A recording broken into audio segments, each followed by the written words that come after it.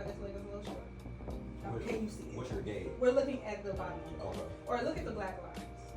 Okay, I see it. Right? That way, you see that the right one is still short. When I bring it towards the butt, you can see that it doesn't go as far as the butt. It's the other side. Yep, there you go. Relax that one. Let's see this leg. Nope, same way. I'm sorry. Relax and let me see that one.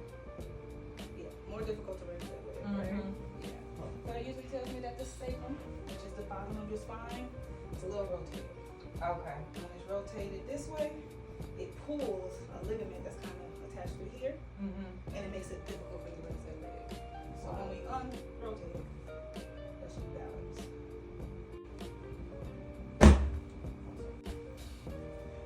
Legs look great.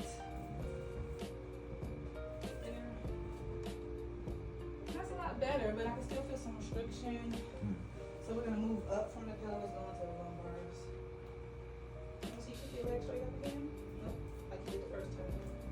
There you go. Yep, you can see the outside. Okay. You're sleeping on this side up, facing me, facing the right wall. Just head up a little. And then this top hand.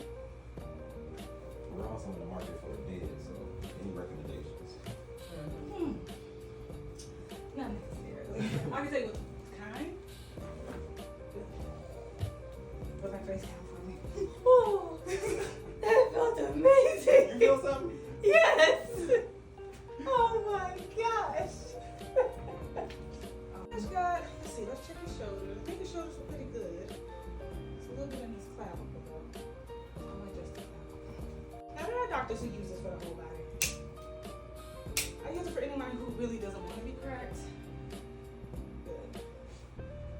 My babies definitely. Elderly, if their bone is not as strong. Okay. Good. Awesome. Alright, one last move. This one usually has a lot of popping up through this mid back. Okay. But it's very relieving. Hands on your head and my fingers zip like that. Awesome sauce.